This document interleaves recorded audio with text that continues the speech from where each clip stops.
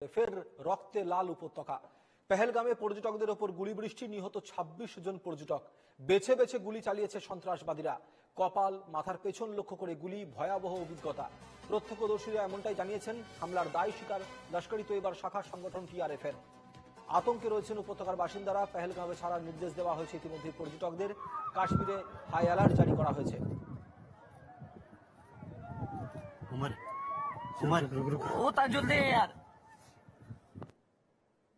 उमरा चलना यार। ओ ये था कोई दिखता जहांगीर तो यार बिहारियां पीछे जो साइड में था, एक इंसान है, उसने उसको गोली मार दी। यहाँ पे उसने बोला कि शायद मुस्लिम नहीं है, उसने उसको गोली मार दी। नहीं आप टेंशन मत लो। अब बेटा आप यहाँ पे रहो, हम साथ में।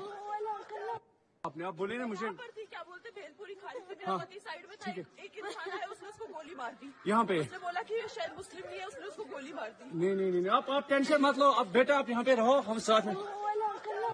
आपने आप बोले ना मुझे थी, क्या बोलते भेलपुरी खाली थी, साइड में अभी मेरे हिसाब से 10 जगह से राउंड फायरिंग होगी, 10 जाने के ऊपर होगी। बैठो आराम से बैठो। हाँ फायरिंग कर रहे हैं। कुछ चोट है मेरे बाजू में, बगल में था। क्या ब्लड कहीं लगा चोट क्या बेटा? अच्छा ठीक बैठो, करता हूँ आपको। अरे नहीं हम लोग फौज है, हम लोग। কেন্দ্রীয় মন্ত্রিসভা নিরাপত্তা সংক্রান্ত কমিটি সিসিএস বসেছে এই মুহূর্তে। সন্ধ্যে 6টায় বৈঠক ডাকলেন প্রধানমন্ত্রী নরেন্দ্র মোদী। কেন্দ্রীয় মন্ত্রিসভা নিরাপত্তা সংক্রান্ত কমিটির নেতৃত্বাধীন এই বৈঠক, প্রধানমন্ত্রীর নেতৃত্বে এই বৈঠক হবে। এই বৈঠকে থাকবেন রাজনাথ সিং, অমিত শাহ, অর্থমন্ত্রী নির্মলা সীতারামন, বিদেশমন্ত্রী এস জয়শঙ্কর, থাকবেন জাতীয় নিরাপত্তা উপদেষ্টা অজিত ডোভাল। গুরুত্বপূর্ণ এই বৈঠকে থাকতে পারেন 3 বাহিনীর প্রধান এবং গোয়েন্দা সংস্থার শীর্ষ আধিকারিকেরাও। অত্যন্ত গুরুত্বপূর্ণ এই বৈঠক। আমরা আপনাদেরকে যেমনটা জানাচ্ছিলাম যে এই ঘটনা ঘটার পর থেকে একাধিকবার বৈঠক বসেছেন প্রধানমন্ত্রী নরেন্দ্র মোদী। কখনো তিনি বৈঠক করেছেন অজিত ডোভালের সঙ্গে, কখনো এস জয়শঙ্করের সঙ্গে, কখনো তিনি কথা বলেছেন অমিত শাহর সঙ্গে। অমিত শাহ ব্যক্তিগতভাবে বৈঠক করেছেন। শ্রীনগরে তিনি পৌঁছে গিয়েছিলেন গতকাল রাত্রিবেলাতেই এবং পরবর্তী ক্ষেত্রে তিনি সেখানকার সেনাবাহিনী প্রধানদের সঙ্গে বৈঠক করেন। অন্যদিকে গুরুত্বপূর্ণ বিষয় যেটা রয়েছে এই মুহূর্তে, অত্যন্ত গুরুত্বপূর্ণ খবর যে কেন্দ্রীয় মন্ত্রিসভার নিরাপত্তা সংক্রান্ত কমিটির বৈঠক হতে চলেছে আর কিছুক্ষণের মধ্যেই। জরুরি বৈঠক ডাকা হয়েছে। সন্ধ্যে 6টায় এই বৈঠক ডাকলেন প্রধানমন্ত্রী নরেন্দ্র মোদী। মনীষ শুক্লা রয়েছেন আমাদের প্রতিনিধি এই মুহূর্তে। মনীষ, অত্যন্ত গুরুত্বপূর্ণ এই বৈঠক, যে বৈঠকের মধ্যে 3 সেনা প্রধানরা থাকছেন, পাশাপাশি অর্থমন্ত্রী থাকছেন, অজিত ডোভাল থাকছেন, রাজনাথ সিং থাকছেন, অমিত শাহ থাকছেন। অত্যন্ত গুরুত্বপূর্ণ বৈঠক। কিছু সিদ্ধান্ত আসতে পারে বৈঠক থেকে? देखिए, निश्चित तौर पर सीसीएस की जो बैठक होती है और कैबिनेट कमेटी ऑन सिक्योरिटी, वो देश में सुरक्षा के मामलों में, चाहे वो आंतरिक हो या बाहरी सुरक्षा के मामले की बात हो, उन्हीं सब मामलों पर अपना अंतिम निर्णय लेने वाली सबसे बड़ी समिति होती है। और यही वजह है कि आज सीसीएस की बैठक, आपात बैठक बुलाई गई है। और जिस तरह पहलगांव में आतंकी हमला हुआ है, 28 लोगों की जान अभी तक चली गई है इस पूरे मामले पर। पर्यटक थे और 2 आतंकियों को सुरक्षा बलों ने मार गिराया है। और इसके बाद जो फौरी तौर पर जो जानकारी मिल रही है कि जो 2 आतंकी मारे गए हैं, उनका पाकिस्तान कनेक्शन सामने आ रहा है। और आज की जो 6 बजे बैठक होगी सीसीएस की, निश्चित तौर पर इसमें कई अहम निर्णय लिए जाएंगे। आपको बता दें, दर्शकों के लिए बता दें कि केंद्रीय गृह मंत्री कल शाम को ही, इस घटना के बाद कल शाम को ही दिल्ली से पहलगांव के लिए श्रीनगर के लिए रवाना हो गए थे। आज सुबह उन्होंने घटनास्थल का जायजा लिया, पीड़ितों से मिले, जो लोग घायल थे उनको अस्पताल जाके देखा, और पूरी घटना में जो लोग जिन्होंने उनको श्रद्धांजलि भी दी, पुष्पांजलि दी, पुष्प अर्पित किए। तो निश्चित तौर पर भारत ने कड़ी प्रतिक्रिया दी है इस पूरे मामले पर। और अब जो आज सीसीएस की बैठक 6 बजे होनी है, उसमें यह निर्णय लिया जाएगा कि भारत का जवाब किस तरह का होगा, कब होगा, और इस पूरे मसले पर भारत को क्या रणनीति अपनानी चाहिए। चूंकि सीसीएस की बैठक है और जो भी भारत इस पर निर्णय लेगा उसको अंजाम, जो एनएसए है, अजीत डोभाल, उनको जो सूत्र है वो बता रहे हैं, वो उसको हेड करेंगे, उनको कमान सौंपी जाएगी। जवाब किस तरह का होगा इसका इंतजार पूरे देश को है। पाकिस्तान में भी डर समाया हुआ है और यही वजह है कि पाकिस्तान ने सीमा पर सेना की सरगर्मी बढ़ा दी है, कुछ अपने विशेष विमानों को एक्टिव कर दिया है और पाकिस्तान की तरफ से इनडायरेक्टली ये सफाई दी जा रही है कि इस घटना में उनका कोई हाथ नहीं है। जैसा कि हर बार हर आतंकी घटना के बाद जो पाकिस्तान जुमला पढ़ता है वही जुमला इस बार भी पढ़ा है, लेकिन पाकिस्तान जो हर बार बात कहता है और हर बार झूठा साबित होता है। इस बार भी भारत के पास कई ऐसे सबूत हाथ लगे हैं जिससे सीधे तौर पर पाकिस्तान की इन्वॉल्वमेंट नजर आ रही है और इस समय सर्च ऑपरेशन पहलगांव में जो चल रहा है, 2 आतंकियों को मार गिराया है और सर्च ऑपरेशन और तेज हो रहा है।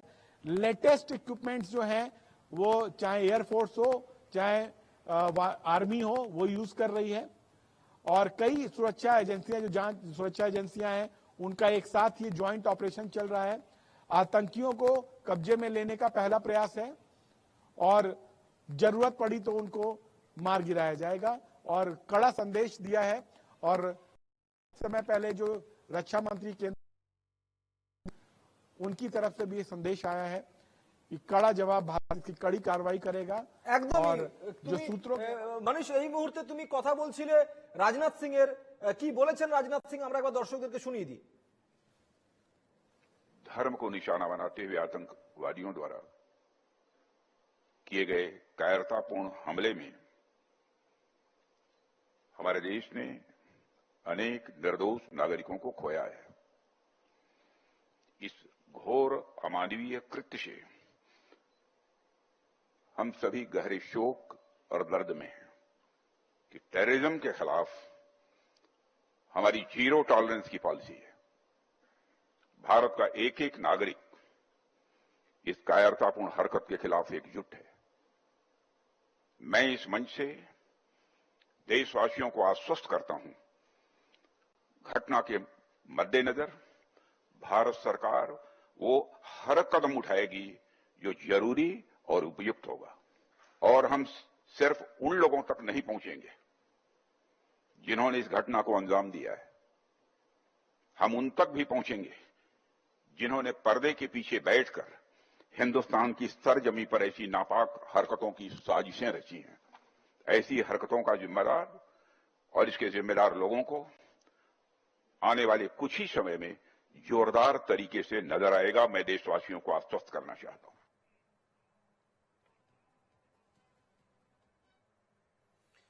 আমি আবারও চলে যাব আমাদের প্রতিনিধি মনীষ শুক্লার কাছে, কিন্তু মনীষের কাছে যাওয়ার আগে আপনাদের জানিয়ে রাখি পেহেলগাঁওয়ে জঙ্গি হামলায় নিহত 26, প্রকাশ্যে একাধিক বিস্ফোরক তথ্য, প্রকাশ্যে 4 জঙ্গির ছবি, 2 জন পাকিস্তানি ও 2 জন স্থানীয় যুবক বলে জানা গেছে।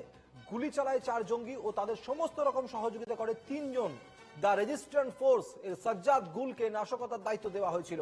দায়িত্ব দেয় লস্কর কমান্ডার সাইফুল্লাহ খালিদ। পর্যটকদের উপর হামলার সময় হামলাকারীদের শরীরে বাঁধা ছিল live body camera, live streaming দেখছিল কেউ, এমনটাই বিভিন্ন তথ্য উঠে আসছে। আপাতত প্রকাশ্যে 4 জঙ্গির নাম তালিকায় আসিফ, সুলেমান শাহ, আবু তলহা ও আদিল, এই 4 জন জঙ্গির নাম পাওয়া গেছে, তাদের স্কেচ প্রকাশ করা হয়েছে। আমি চলে যাবো মনীষের কাছে। মনীষ, আদিলে কাশ্মীর, অনন্তনাগ ও আসিফ ফৌজি কাশ্মীরের সোপরের বাসিন্দা বলে জানা যাচ্ছে। 2 জন স্থানীয় বাসিন্দা এবং 2 জন পাকিস্তানি হামলা চালিয়েছিল। গোটা হামলার যেভাবে এটাকে আঞ্জাম দেওয়া হলো, যেভাবে গোটা হামলাটা করা হলো, যেভাবে পুরো প্ল্যান করা হয়েছিল, সেই প্ল্যানিং মাফিক কি তারা কাজ করলো এবং লাইভ স্ট্রিমিং এর নজর রাখছিল?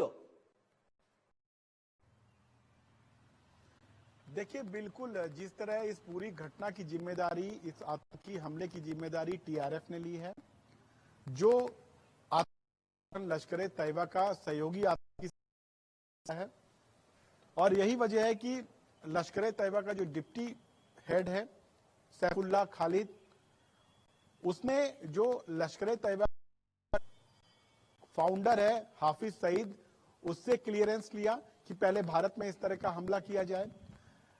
हाफिज सईद की तरफ से जब उसको ग्रीन सिग्नल मिला तो सैफुल्लाह खालिद ने इसकी प्लानिंग की, मास्टरमाइंड है इस घटना का।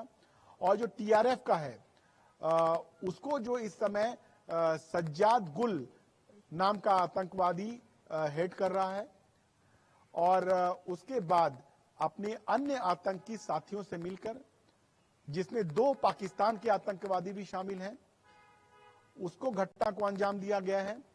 कुल मिलाकर जो सूत्रों के हवाले से खबर आ रही है, 7 आतंकियों ने इस घटना को अंजाम दिया है, जिसमें से 4 आतंकवादी फ्रंट पे थे। उन्होंने आगे बढ़ के, जो पर्यटक थे सेना की वर्दी में थे, अपने दर्शकों को बता दें, और हथियारबंद थे, उन्होंने पर्यटकों से उनके पहचान पत्र मांगा, उनका धर्म देखा, उनका धर्म पूछा और उसके बाद उन पे गोली चला दी। और 3 आतंकवादी उनके बैकअप में थे, जरूरत पड़ने पर वो, लेकिन इन 4 आतंकवादियों ने ही AK-47 जैसे हथियारों से अंधाधुंध गोली बरसाना शुरू किया। और जब उनको लगा कि हमारा काम काफी हद तक हो गया है, आतंकवादी जो चारों आतंकवादी थे वो भागे, और जो 3 आतंकवादी जो उनको बैकअप दे रहे थे वो जंगल के रास्ते से उनको निकाल ले गए। चूंकि तकरीबन इस पूरी घटना के बाद भारतीय सेना को उस घटना स्थल पर पहुंचने में तकरीबन 1 घंटा का समय लगा, और तब तक आतंकवादियों के लिए यह समय बहुत था। और अब सर्च ऑपरेशन चलाया जा रहा है और 2 आतंकवादियों को मार गिराया गया है बारामूला में। और अब जो यह कोशिश की जा रही है कि ये जो इन आतंकवादियों ने इस घटना को अंजाम दिया है उनको गिरफ्त में लिया जाए, उनसे पूछताछ हो सके। और जो 2 आतंकवादी अभी घाटी में मारे गए हैं, उनके पास से जो सामान मिले हैं सेना के, वो बता रहे हैं से पाकिस्तान मेड हथियार हैं और ड्राई फ्रूट्स पाकिस्तान मेड मिले हैं। और भारत के पास कई ऐसे सबूत मिल गए को जो भारत के लिए काफी हैं कड़ी कार्रवाई, कड़ा जवाब देने के लिए।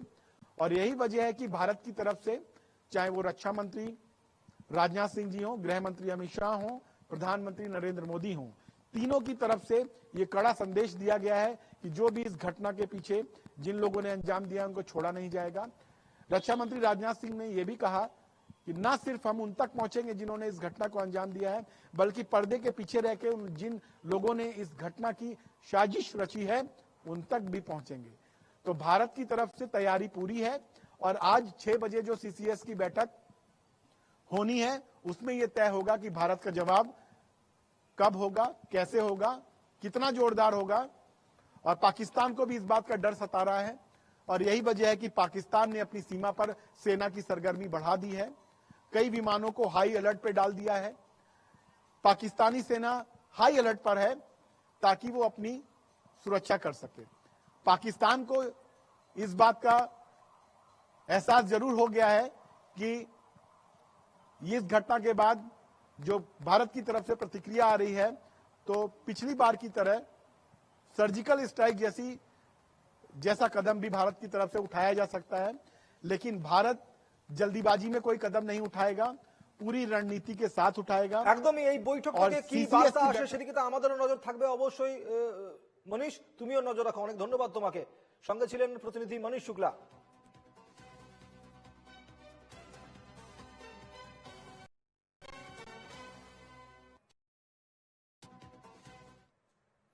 পেহেলগাঁওয়ে এনআইএ ঘটনাস্থল পরিদর্শন তদন্তকারী দলের সঙ্গে রয়েছেন জম্মু ও কাশ্মীর পুলিশ আধিকারিকরা। ইতিমধ্যেই পেহেলগাঁওয়ে পৌঁছে গেল এনআইএ। ঘটনাস্থল পরিদর্শনে এনআইএ তদন্তকারী দলের কাশ্মীর পুলিশের আধিকারিকরাও রয়েছেন। যেমনটা জানা যাচ্ছে এই মুহূর্তে এনআইএ যাওয়ার কথা ছিল এবং এনআইএ ইতিমধ্যেই পৌঁছে গিয়েছে পেহেলগাঁও।